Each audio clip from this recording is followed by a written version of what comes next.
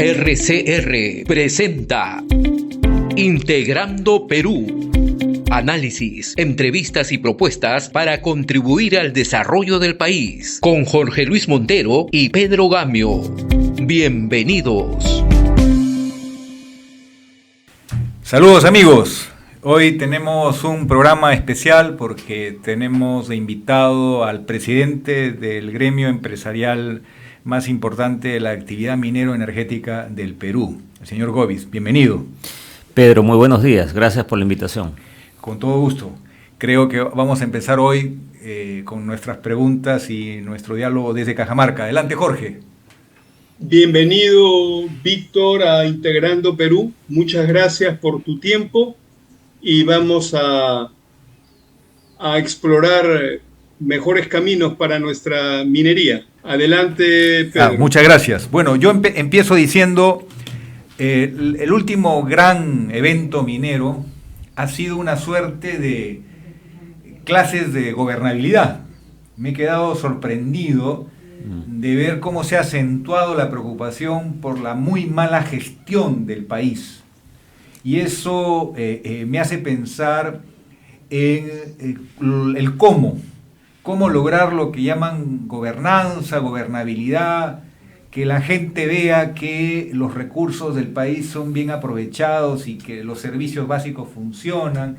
Y eso va mucho más allá de la comunidad directamente involucrada en un proyecto, porque estamos viendo que es muy discutible el grado de impacto de un proyecto de esta magnitud, como es la gran minería, en verdad. Uh-huh. Estamos hablando de hacer que los corredores mineros se vuelvan corredores de desarrollo humano. Uh-huh. Y la gran pregunta es, ¿estamos tratando de que las empresas aprendan de lo que es buen gobierno para sustituir a la crisis y a la falta de meritocracia en el Estado, o volvernos en médicos de emergencia? ¿Cuál es el sentido de ese empoderamiento tan importante, de saber la línea base crítica de por qué falla tanto la política, sobre todo en regiones? Mira, claro, podemos hablar mucho de la regionalización, que es un sistema que no ha logrado traer el resultado esperado, pero lo cierto es que, respondiendo a tu pregunta, creo que todos los peruanos tenemos que hacer un esfuerzo para que nuestro Estado, y lo digo así en plural, nuestro Estado funcione. El rol de la empresa privada es obviamente generar un bien y servicio, pagar impuestos, pero el rol de la empresa privada no debe sustituir al Estado. El Estado es el que tiene que proveer de servicios, pero sin duda, en este periodo de que tenemos que lograr que nuestro Estado madure y logre entregar resultados y servicios de calidad, tenemos que como sector privado apoyar. En ese sentido, la industria minera se desarrolla sobre todo en espacios remotos, altoandinos, y en esos espacios remotos y altoandinos desarrollamos proyectos de cientos y a veces miles de millones de dólares. Entonces, esas capacidades tenemos que lograr trasladarlas a las autoridades provinciales, regionales, porque claramente es un país que ya no es un país de bajos ingresos. El Perú es un país de ingresos medios. El Perú tiene grado de inversión. El Perú tiene más de 74.000 millones de dólares en reservas internacionales netas. Lo que tenemos que lograr es que la gestión pública levante su calidad y madure, ¿no? Sobre eso, el principal indicador crítico, digamos, es el crecimiento de la anemia y la desnutrición. Uh-huh.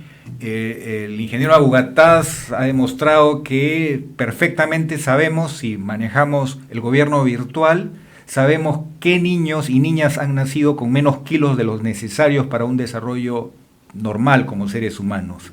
La pregunta es tan urgente la tarea que podría ser el mecanismo de obras por impuestos a través de un fideicomiso donde se logre la gestión más eficiente y no esperar que las calendas griegas de la mejor gerencia pública en regiones.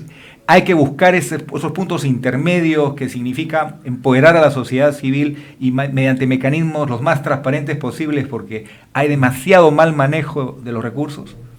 Mira, como decíamos, el Estado tiene que lograr una mayor madurez en gestión pública y claramente obra por impuestos o el otro mecanismo que es de gobierno a gobierno son puentes, son soluciones temporales que han sido aplicadas hasta el momento en infraestructura.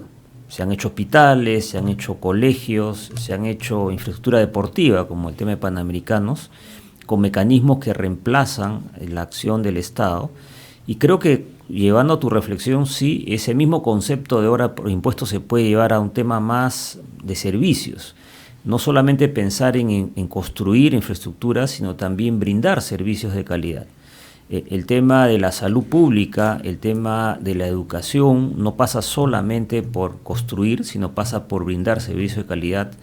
Creo que hay una experiencia dramática, pero importante, que se ganó como sector privado durante la crisis de la pandemia. Tuvimos una actuación importante suministrando oxígeno cuando fue necesario y posteriormente en la logística de la vacunación, y nuevamente son servicios. Creo que ese es un buen punto. Deberíamos pensar, reflexionar si en este proceso de crear un puente para que nuestro Estado finalmente provea directamente los servicios, pudiéramos, a través de mecanismos como obra por impuestos, brindar al ciudadano servicios de calidad. Víctor. Adelante, sí, Víctor, a ver, tenemos un problema de percepción social negativa de la minería. Yo pienso que no es una percepción mayoritaria, es una percepción minoritaria, pero muy bien manejada, muy bien gestionada en los medios de comunicación. Entonces, el resultado son un malestar social aparentemente muy grande, muy severo, etcétera, contra los proyectos mineros grandes y medianos. Y ya está, tenemos proyectos importantes que están esperando décadas para consolidarse. ¿Y qué estamos haciendo desde el sector para, de una manera articulada, para poder enfrentar esta situación y poder revertir estas tendencias que tienden a apagar o a ralentizar el desarrollo minero en el Perú? ¿Cómo lo ves, Víctor? Te agradezco la pregunta, Jorge Luis, y me permite un poco ponerlo en contexto, ¿no? La industria minera es una industria intensiva en capital, menos intensiva en mano de obra, y por lo tanto es una actividad de alta productividad, le hace mayores ingresos. Y claro, como dije hace unos minutos, nos desarrollamos en zonas remotas, altoandinas, y la disparidad es muy visible. Las personas, los trabajadores, los contratistas que están vinculados a la industria minera, que están vinculados a un proyecto minero, tienen un ingreso que cambia su vida de manera importante, pero eso no pasa en todo el entorno en que operamos. Esa disparidad genera sin duda diferencias, genera tensiones.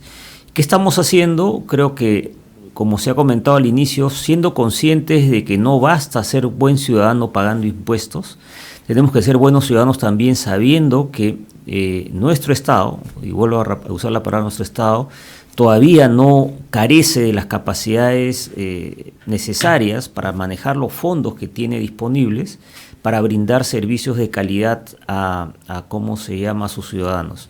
Por eso estamos trabajando de manera muy activa, tratando de, en los espacios que operamos, desarrollar, explicar el concepto del desarrollo territorial y ser parte de la solución, tratando de ayudar, coadyuvar a que hayan oficinas de gestión de proyectos, las famosas PMOs, en que haya planes de desarrollo y que esos planes no solamente generen una burocracia estatal preparada para gestionar estos fondos, sino también que la ciudadanía sea consciente que es la manera de exigirle a sus autoridades electas gestión y resultados finales.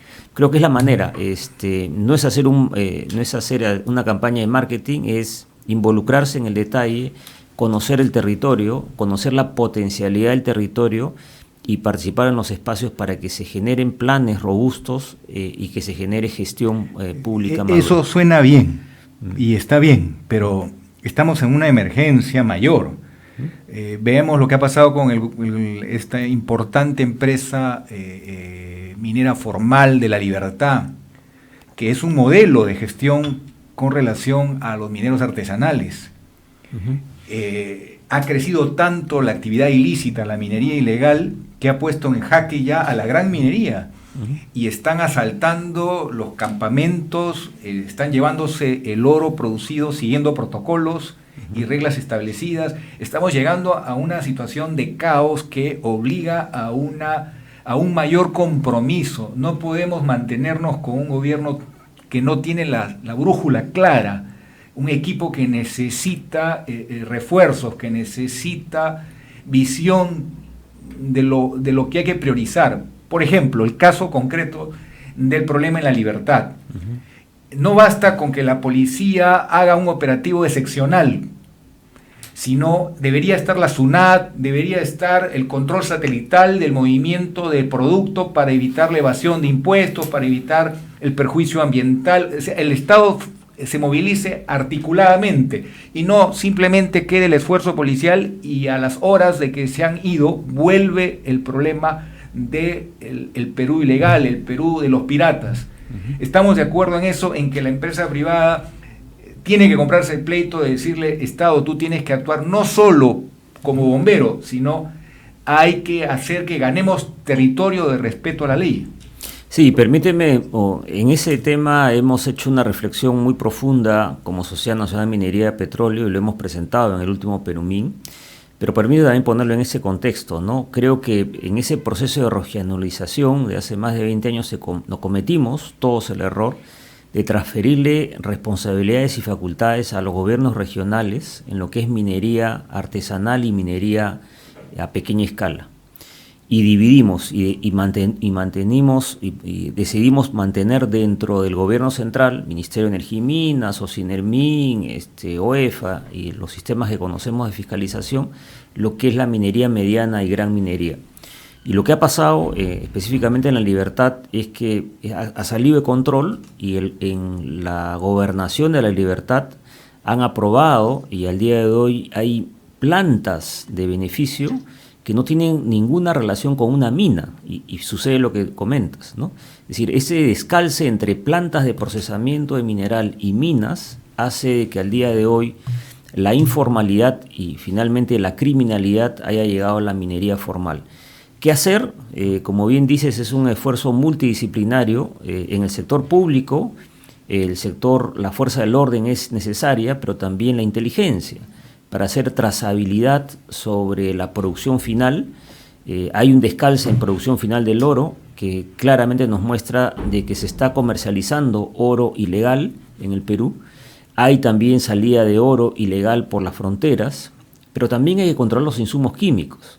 La actividad minera consume combustibles, la actividad minera consume explosivos, la actividad minera usa equipo especializado y son 3 puntos de control en el cual el Estado junto con la industria privada pueden colaborar para lograr la trazabilidad y la inteligencia para lograr desterrar este tema. Podría ser la idea que recogimos hace varios años, me acuerdo, en un debate con técnicos de OCINERMIN, que se resistía a hacer el brazo técnico de los gobiernos regionales y corregir su ausencia total de capacidad de gestión de la minería, pequeña minería y la minería artesanal. En verdad el problema de fondo está detrás de ellos, que es la minería informal e ilegal, que es la más peligrosa. Darle a OCINERMIN la tarea de acompañar a la SUNAT, de acompañar a SUCAMEC en operaciones articuladas y permanentes para con control satelital evitar la sacada de vuelta, porque se evade impuestos, se daña el medio ambiente y se crean espacios de la tierra de nadie donde hay prostitución infantil, trata de mujeres. En pocas palabras, ese trabajo articulado que es urgente, la minería a través de su gremio está dispuesta a respaldarlo plenamente por parte del gobierno de turno. Sin duda, en esos términos hemos conversado, Pedro, y claramente lo que se requiere es reconocer el error y regresar a que las funciones de aprobaciones y fiscalizaciones de estas actividades estén en manos del Ministerio de Energía y Minas. Como repito, el haberle dado esas facultades a los gobiernos regionales que ha traído, que hemos tenido en varias regiones. ¿Ministerio de Energía y Minas o Sinermin? Ministerio de Energía y Minas. Déjame terminar de redondear la idea. Tenemos al día de hoy gobernadores regionales en algunas regiones mineras que han sido elegidos con ese voto, con ese apoyo de la minería ilegal. Si regresamos a las responsabilidades del Ministerio de Energía y Minas y obviamente a los órganos de fiscalización, que son dos importantes, o Sinermin y OEFA, creo que el país va a tener control. Porque tenemos que reconocer que en OEFA, en Osinermin y en el mismo Ministerio de Energía y Minas hay un bagaje de conocimiento técnico que tenemos que usarlo como Estado en resolver el problema.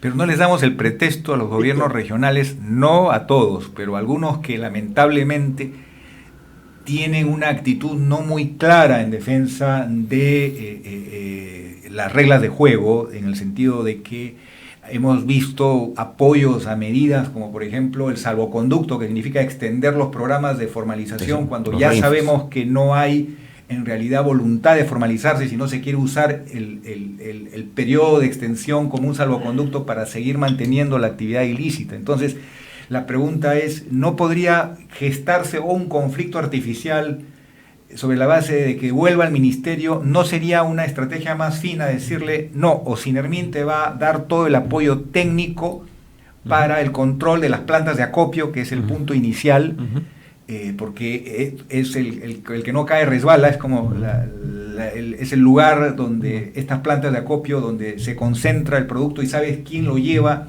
y en qué cantidades y empieza en realidad el mapeo del Estado?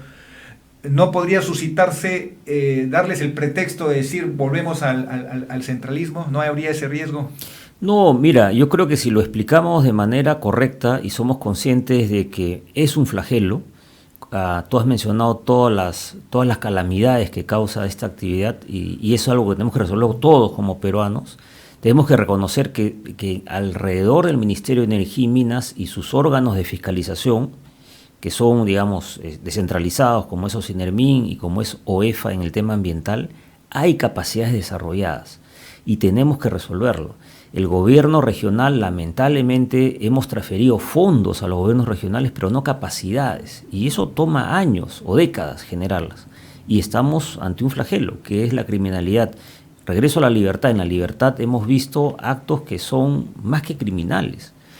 Han derribado torres, han incendiado minas, han asesinado a personas.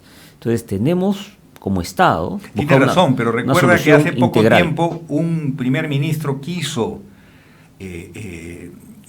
darle un uso eficaz a lo que no gastaban del canon. Ni siquiera era lo que gastaban, que ya hubiera sido un motivo razonable de queja, sino al dinero que no se gasta el canon para un fondo común que ayude a más regiones pobres del país, y se pintaron la cara y amenazaron con huelga general, etcétera. ¿No sería metodológicamente mucho más eficaz en el plazo corto, inmediato, poner a OEFA y a Osinermin a poner la casa en orden desde el lado técnico, haciendo lo que no hacen los gobiernos regionales? Sin duda, eso sería una medida muy rápida, pero para que finalmente tengan la capacidad de controlar la aprobación de nuevas plantas, que como dije al origen es el descalce, hay un descalce entre plantas y minas, tenemos que lograr centralizar y ordenar, ¿no? Yo creo que la descentralización como concepto es válida, pero no hemos hecho el esfuerzo de transferir dinero y transferir capacidades. Hemos transferido dinero y no capacidades, o hay corrupción, o hay desidia, o finalmente hay incompetencia, ¿no? Y eso tenemos que resolver. Víctor, tengo un par de preguntas para ti. Yo sé que, y lo has dicho públicamente en varias oportunidades, que un tema importante para la sociedad y para ti como profesional que entiende de estas cosas muy bien, es poner en valor los recursos naturales del Perú. Y ahí la preguntita que me hago, la primera, es, oye, este régimen de entregar concesiones, donde el descubrimiento lo va a hacer la empresa, y donde todo lo va a hacer la empresa y el Estado se va a subsumir a ser simplemente un cobrador de impuestos y un fiscalizador regular, digamos, es como entregar mucho, Víctor, en mi opinión. Es como entregar mucho. Por ejemplo, te pongo el caso de Mongolia. En Mongolia, Oyu Tolgoi, tú lo sabes, el descubrimiento geológico lo hizo el gobierno mongol. Y se sentó con Río Tinto no a entregarle una concesión, sino a negociar un negocio. Y actualmente el gobierno de Mongolia tiene el 34% de las acciones de ese proyecto. Y con Río Tinto no pasa nada. No tienen ningún problema, están contentos con ese trabajo y con esos acuerdos. ¿Por qué? Porque el gobierno se sienta con Río Tinto con el descubrimiento. Y le dicen, oye, hay 6 empresas gigantes que están en cola. Y esto no lo vengo a concesionar, lo vengo a negociar. Ahí nomás lo dejo. Entonces, quisiera un poquito, discúlpame, yo sé que es difícil un poquito el tema, comprendo, perdona la pregunta, pero es necesario. El rol, la subsidiariedad del Estado tan a rajatabla, de repente nos está haciendo un poquito de daño, ¿no? Por un lado. Y por otro lado, por ejemplo, mi segunda pregunta, el tema del INGEMET. El INGEMET debería crear información geológica con valor comercial. Pues no, señor. El INGEMET no puede hacer una diamantina porque la Constitución se lo prohíbe. Entonces, no tiene un marco que permita que el INGEMET, nuevamente, y vuelvo al ejemplo anterior, el INGEMET genere a nombre de todos los peruanos y a nombre de la República información geológica con valor comercial. Entonces, por favor, Víctor, conversemos un poquito de esto. Yo sé que es cambiar el modelo de negocio, pero ya está. ¿Por qué no? Ok, te agradezco la pregunta. Sí, me lleva a esta reflexión que creo que es profunda y que hay que compartirla, ¿no? Las actividades extractivas, llámese minería, llámese petróleo y gas, necesariamente tienen que siempre explorar. La exploración es el vehículo, es la actividad que nos permite cuantificar, descubrir recursos, convertirlos en reservas y finalmente construir un plan de negocios. Pero esa actividad es una actividad de alto riesgo. Claro, cuando uno mira ya un proyecto en marcha y ve la riqueza que hay detrás de ese proyecto, nos olvidamos que detrás de este proyecto han habido 100 distintos. Más o menos la estadística es esa: de 100 proyectos de exploración, uno se convierte, en el caso minería, se convierte en una mina.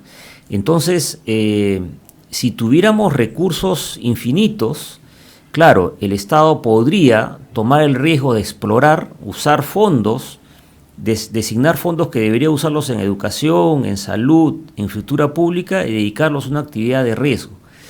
Por eso es que se ha creado este mecanismo que es el privado el que invierte, y nosotros hemos hecho la cuenta muy completa. Es decir, el Estado es un socio que recibe casi el 40% y en algunos casos el 50% de la renta. Porque si uno suma el impuesto a la renta que paga, las tasas adicionales de fiscalización, las tasas adicionales de regalías, si uno incorpora todos los impuestos y todo el impacto de la cadena productiva, vamos a llamarle de carácter nacional, trabajadores, proveedores de bienes y servicios, insumos, transporte, toda esta cadena que se genera, el Estado se beneficia, y está muy bien, con más del 50% de la renta. Y además, siendo un negocio que requiere una reinversión permanente, esa utilidad no es 100% para el inversionista. Por lo menos la mitad y a veces más de ese monto se reinvierte. Entonces, permíteme discrepar, Jorge Luis. Creo que el Estado, con el modelo actual, lo que hace es restringe y no pone en riesgo los recursos públicos. Repito, si tuviéramos recursos infinitos, claro, yo podría como Estado dedicarme a esa actividad. Y paso a INGEMET. INGEMET al día de hoy es una organización reconocida en el mundo. Genera información de base muy valiosa. el Estado, a través de Ingemet y el Registro Público de Minería, que está ahora integrado, ha generado un sistema de cuadrículas de manejo de información georreferenciado que es un referente en el mundo. Al día de hoy es un valioso socio del desarrollo de la industria minera en el Perú, generando información base. Pero pasar a la actividad de exploración, a la perforación de diamantina, como has comentado, es, y tengo que reconocer y reiterarlo, es asumir riesgos financieros. Y es un poco lo que la discusión que hemos tenido con Sociedad de Minería, con la decisión de entregarle los pozos petroleros a Petroperú. Y justamente la norma que está saliendo, aprobada por Perú Petro, lo que está diciendo es: tú lo vas a tomar los pozos petroleros de manera temporal y solamente vas a explotarlos. Porque justamente está reconociendo que la exploración es una actividad de riesgo. Riesgo financiero en el sentido que no necesariamente la perforación nos va a traer más recursos. Sobre eso que acabas de tocar, de Petroperú, creo que los extremos hacen daño. Yo siempre traté de encontrar la respuesta a la pregunta ¿por qué el gobierno de Fujimori no completó la venta de Petroperú? Y se me respondió de una manera que es interesante comentarlo. Se me dijo porque el presidente no quería perder el poder de control en el precio de los derivados del petróleo, porque tenía un efecto explosivo en la estabilidad política del gobierno. En pocas palabras, los privados iban a trasladar la subida en 24 horas, la presencia de Petroperú ayudaba a amortiguar esas subidas y a tener un control del mercado para no generar inestabilidad política, porque la gente evidentemente se enerva cuando toda la cadena de precios se eleva, porque ese es el peso que tiene el diésel y la gasolina en la economía del país. Si eso es cierto, aunque sabemos que hay un fondo de estabilización que ha sustituido a Petroperú en ese rol, ahora la figura es al revés. Ahora Petroperú es el marcador de precio, pero no a favor del consumidor, sino más bien hay estudios que muestran que con relación a hace 15 años, Petroperú tiene un mayor margen con la tolerancia del Estado. ¿Cuál es tu opinión sobre esto?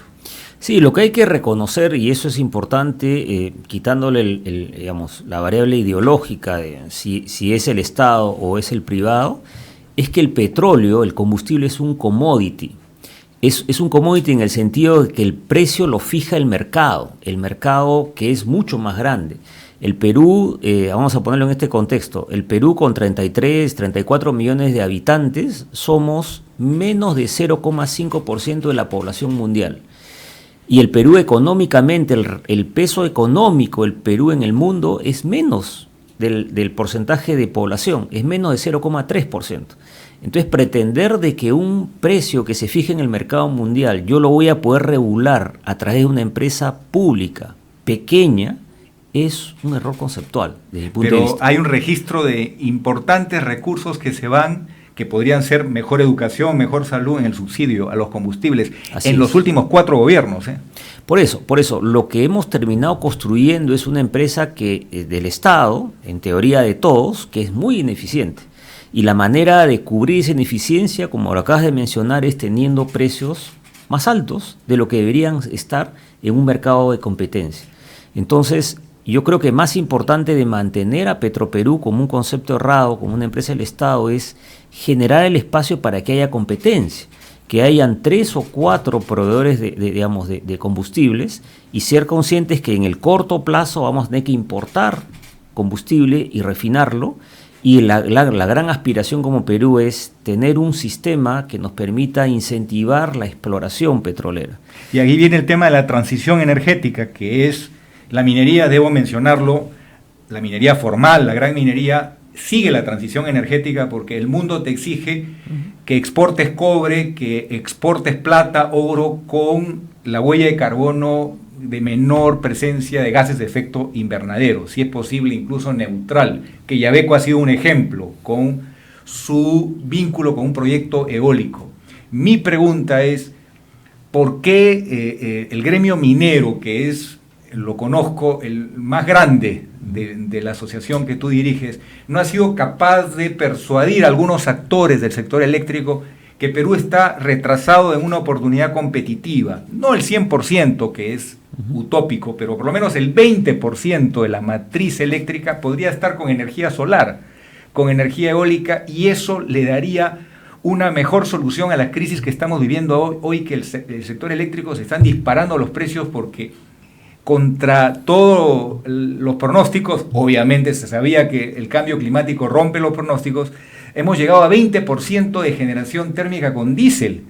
Entonces la pregunta es, ¿no cabría esa fuerza que puede tener la minería formal en el Perú de decirle a todos los actores del sector eléctrico, ayuden a que el país avance y no se frene? No puede ser todo sol, pero el 20% sí, y los estudios muestran que no se pone en riesgo para nada el sistema y ayuda a que la minería cumpla con entregar un producto al mundo, esa minería que es el soporte de la cuarta revolución industrial, porque ahora demandamos 3 o 4 veces más cobre que antes. Sí, te agradezco la pregunta, Pedro, y me permite quizás ponerla un poquito en contexto, ¿no? Las empresas mineras en el Perú, felizmente es un negocio global, y las empresas que actúan en el Perú son empresas globales. Y esas empresas globales listan en bolsas mundiales, y en esas bolsas mundiales los accionistas no es una persona, son fondos de gran dimensión, y esos fondos tienen una agenda muy comprometida con el cambio climático. Entonces es un sistema de engranaje. Si el accionista que viene a ser un fondo se ha comprometido con ese compromiso, se traslada a la empresa, a la matriz, y finalmente se traslada a las minas donde están operando en las diferentes jurisdicciones, y eso nos llega al Perú. Pero también tengo que decir que en el caso del Perú perdimos el paso. La industria minera es por largo el principal cliente en generación de energía, y el Perú tenía un crecimiento que lo estamos sufriendo ahora, un sufrimiento frustrado. Tía María, Conga, Galeno, Río Blanco, un número importante de proyectos que no han logrado desarrollarse, y esa falta de desarrollos mineros ha traído una falta de inversión en energía. Entonces lo que estamos sufriendo es una falta de mayor inversión en energía hidroeléctrica o solar o eólica, como tú mencionas, pero todo está engranado.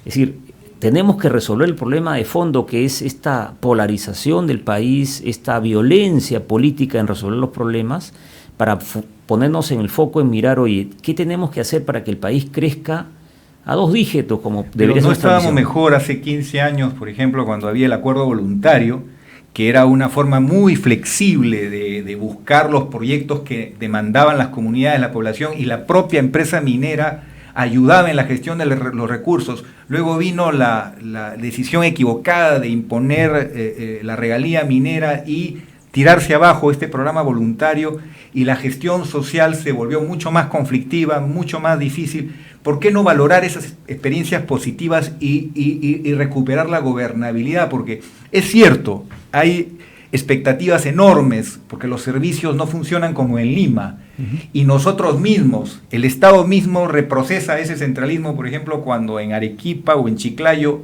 el gas para una iniciativa de un emprendedor cuesta el doble prácticamente de lo que cuesta en Lima, y hay una serie de indicadores. El servicio público de electricidad tiene la mitad de interrupciones en Lima que en el resto del país. Entonces podemos nosotros valorar las experiencias buenas y no querer empezar la historia del Perú con cada gobierno. Sí, te agradezco la pregunta, Pedro, porque siempre desde la Sociedad Nacional de Minería hemos sido muy claros en decir que, y quizás vale la pena explicarlo un poquito mejor, en el segundo gobierno del señor Alan García tuvimos una subida de precios importante, y se discutió y se creó un impuesto.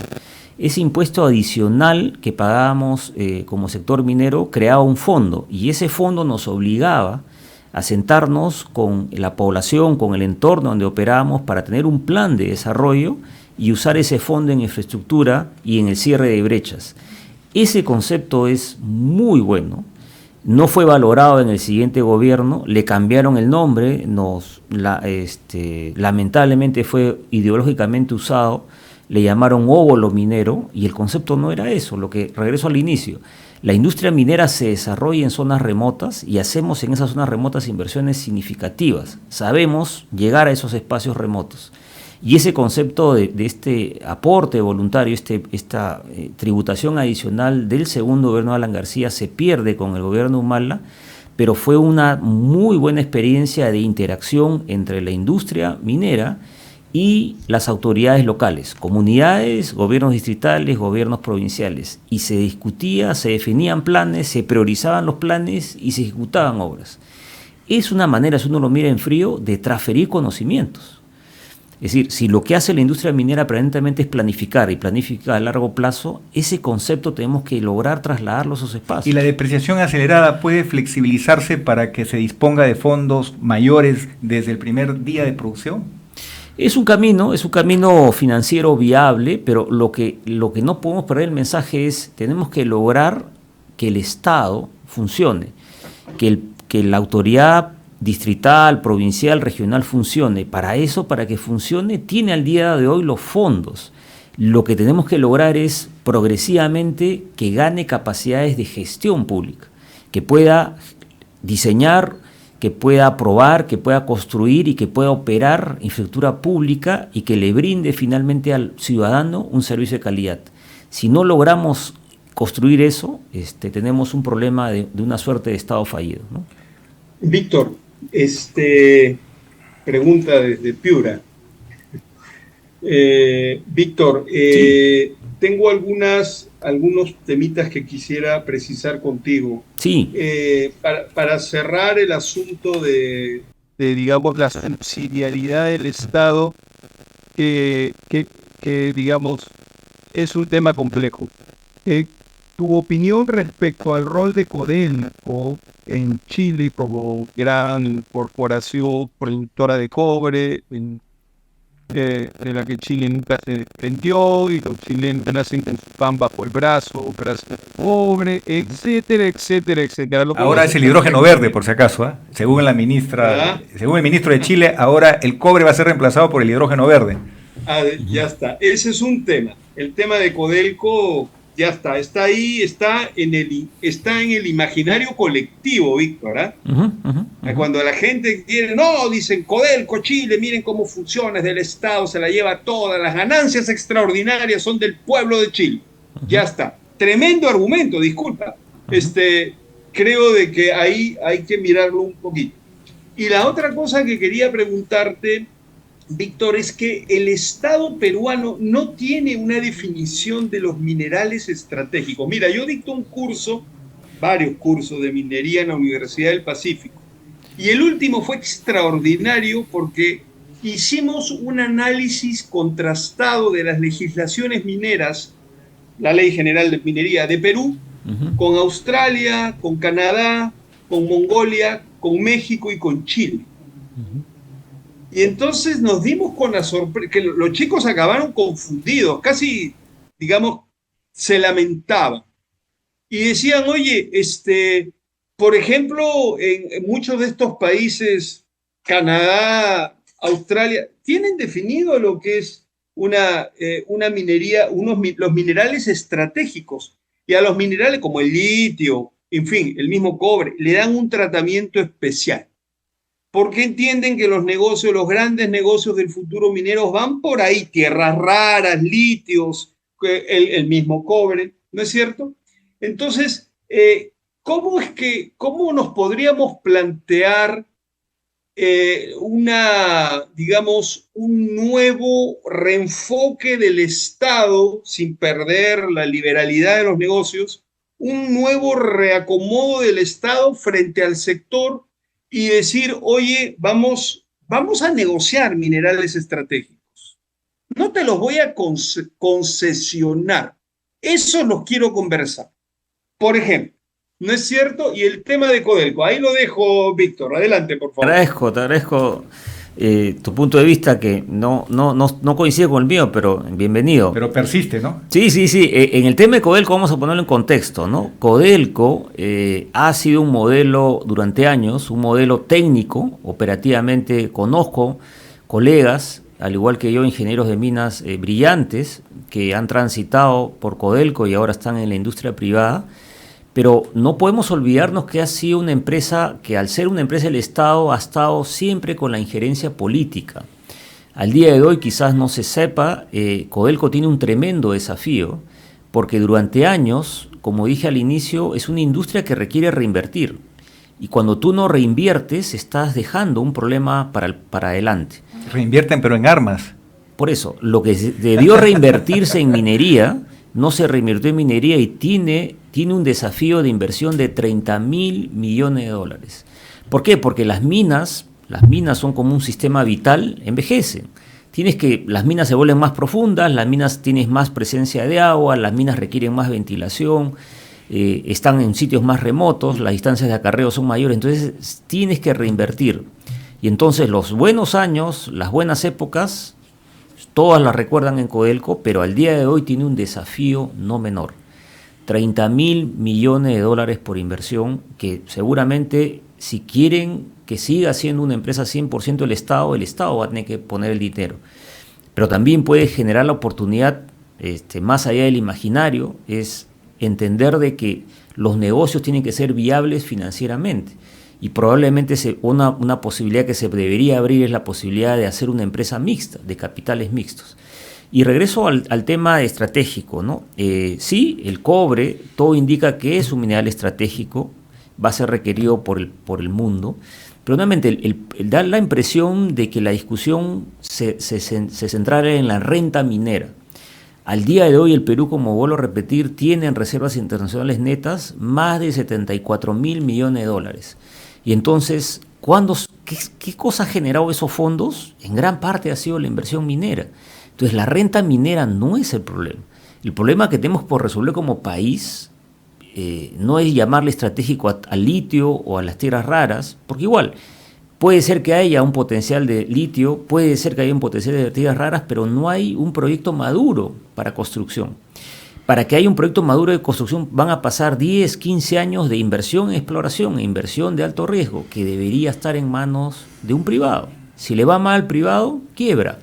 El Estado no puede quebrar, el Estado que tiene carencias en temas de salud, de educación, infraestructura pública, no puede derivar esos fondos.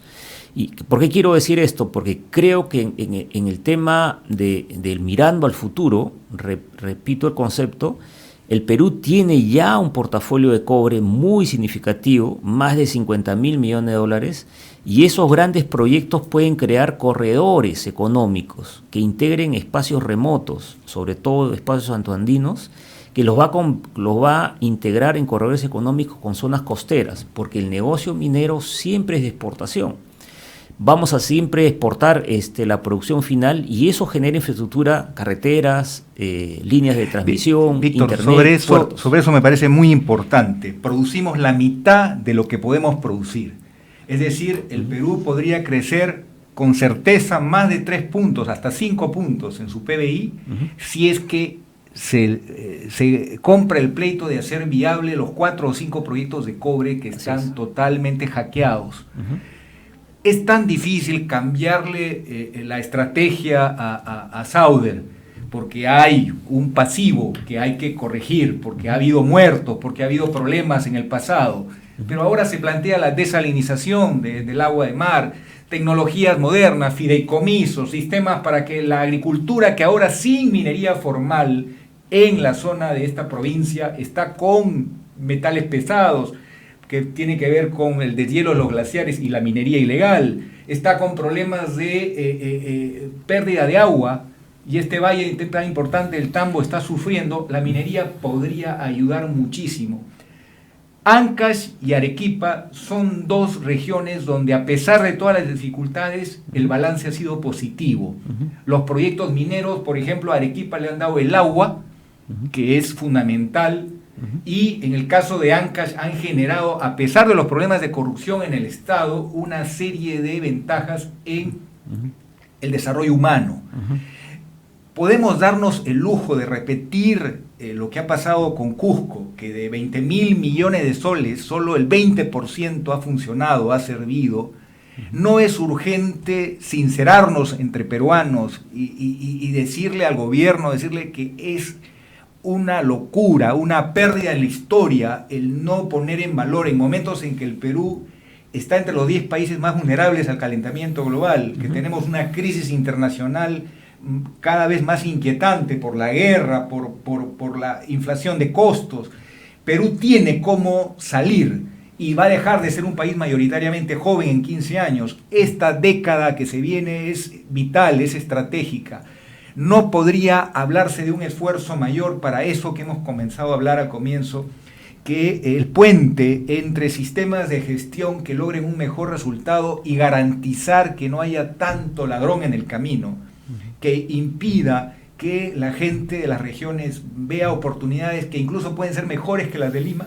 Sí, permíteme un poco regresar al concepto del potencial de minería en el Perú, que básicamente es en cobre, y uno mira los proyectos y tienes dos grandes clústeres. El primer clúster, el primer foco, el primer nudo está en Cajamarca.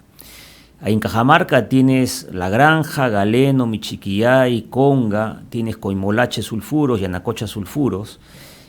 Cajamarca como región puede llegar a producir más de 1 millón de toneladas finas de cobre. Pero hay un sabor a frustración ahí, ¿no? Claro, pero en Cajamarca es una región 100% andina y la discusión, por eso la discusión que la regionalización es parte del problema porque nos parte el país en pedazos, en pequeñas misiones cortas. Cajamarca tiene que tener una discusión, y el Perú tiene que tener una discusión clara, es cómo integramos Cajamarca con la costa. Como dije al inicio, la minería exporta. Necesitamos integrar ese potencial de cobre que supera el 1 millón de toneladas finas de cobre con una región costera, que puede ser Lambayeque con el puerto de Eten o que puede ser Piura con el puerto de Bayóvar. Pero esa discusión tiene que ser paralela al desarrollo de los proyectos. El corredor de desarrollo humano del norte. Así es, tiene que ser parte de la discusión. Y la otra discusión es en el sur. En Apurímac, Cusco, Arequipa, tiene que haber una discusión para que no nos pase lo que ha pasado en las Bambas. Tiene que haber una mirada concertada y un desarrollo de infraestructura que mire el concepto de una mina no como un peaje, no como un concepto como estoy en el barrio, te cobro, sino que cómo logramos que esos recursos financieros que va a generar la actividad minera genere, como bien dices, un corredor. Pero ¿dónde humano. hay mejores condiciones? ¿En el corredor minero del sur, que es más grande en este momento, o el del norte? ¿Por dónde empezamos? Míralo, si yo soy ambicioso debería empezar por los dos. Claramente el del sur tiene más infraestructura, Arequipa tiene el puerto Matarani, Arequipa se ha convertido y en el un otro clúster. proyecto también de puerto que es para barcos de gran calado, que está digamos, en la visión de los ingenieros, Sí. Que sería Chancay 2. Sí, pero claramente los dos son importantes, porque, digamos, tenemos que ser conscientes que necesitamos desarrollar el Perú como un todo. Y tanto el clúster del norte, con Cajamarca como centro y saliendo hacia Lambayeque o Piura, como la zona de Apurímac, Cusco, ese trapecio andino, y que sale finalmente por Arequipa, deben ser nuestro foco para generar crecimiento sostenible, para generar infraestructura y generar desarrollo humano y que se vea la minería como un pilar del desarrollo del país, ¿no? Pero eso significa Víctor, articular una macro-región sur, Así es. que signifique que todos los señores gobernadores van a ver su nombre en la placa, pero la gran gestión del recurso la tiene un grupo de técnicos que pueden ser oriundos de la zona, pero totalmente calificados, Claro. y que nos garanticen que no va a haber robo. Así es. Así es. Nuevamente, Víctor. la regionalización conceptualmente seguramente bien intencionada, pero el diablo está en los detalles, ¿no? Y en los detalles, luego de 20 años, hemos fallado. Tenemos una infinidad de expresidentes regionales presos, lo que simplemente confirma que lo que ha habido es corrupción y no ha habido gestión pública, ¿no? Víctor, a ver, haciendo abstracción, suponiendo, en un escenario hipotético, hacemos abstracción de la permisología 260, ¿no? Cosas raras que tenemos que hacer para sacar una mina. Los trámites son gigantescos. Haciendo abstracción de esta permisología tan profusa y complicada y de algunas otras cosillas más que perjudican el desarrollo de la minería, ¿nos puedes contar un poquito cuáles serían para ti las 3 prioridades de la industria minera para desarrollarla más y mejor en Perú, haciendo abstracción de lo obvio, Víctor, que la permisología, que los los políticos, que la corrupción, que el narcotráfico. De acuerdo, haciendo abstracción de todas esas barbaridades que no ayudan, ¿cuáles serían las 3 prioridades, las 3 estrategias para Víctor Gómez para desarrollar la minería fuerte, duro y parejo en este país? Sí, a ver, te agradezco la pregunta, es desafiante, tratar de poner 3 puntos, pero el primero de ellos sería un poco como tú lo has expresado, el imaginario en el pueblo vecino, hermano de Chile, lograr de que la minería cuente con una política minera, ¿no? Una política minera que reconozca que puede ser, que es, pero puede ser potenciado un pilar de crecimiento económico, para que esa política minera, así como tenemos una política fiscal, tenemos una política monetaria, sea una política que se respete y que suceda y que no viva de la coyuntura. La propuesta de Samamé Bollo, mira, Así de es. hace cuántos años. O sea, tener una política minera es clave, porque eso le da claridad, le da norte a todos. Lo segundo es, conociendo nuestra geografía y lo agreste que es nuestra geografía, entender de que el desarrollo de la minería, de la actividad minera, es una manera de desarrollar el territorio, ¿no? Yo, si tengo una población altoandina sin conexión, sin comunicación, está claro que el Estado va a llegar con servicios de baja calidad. Está claro que la actividad productiva que van a desarrollar va a ser de baja productividad porque no hay mercado. Entonces, detrás del concepto, primer tema, política minera. Segundo es convencernos que, dado nuestra geografía, dado nuestra población, como dije al inicio, menos de 0,5% de la población, tenemos que ser un país con una mirada exportadora, con una mirada de hub logístico, y por lo tanto, nuevamente la minería es una de las maneras de catalizar ese desarrollo del territorio. Y el tercero, y voy al tercero, es también reconocer de que el país tiene un tremendo desafío en la formalización de su economía.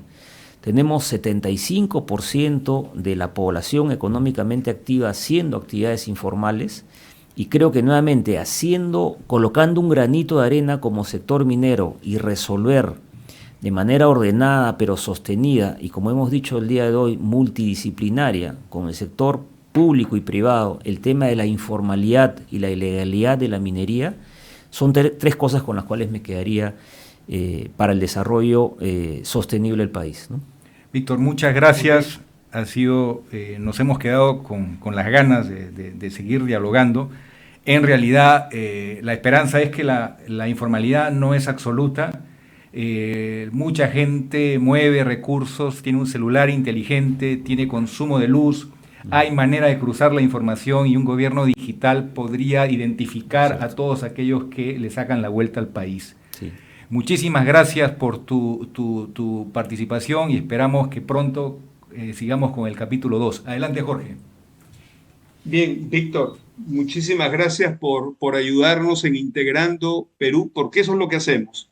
Aquí estamos aprendiendo y compartiendo el aprendizaje con todos nuestros oyentes. Gracias por ayudarnos a entender un poquito mejor la minería. Hay un punto en el que no estamos muy de acuerdo, lo seguiremos trabajando y ya está.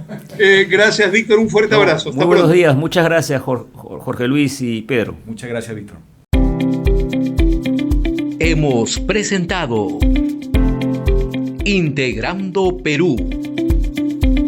Retornamos en nuestra próxima edición con más entrevistas y el análisis para contribuir al desarrollo de nuestro país.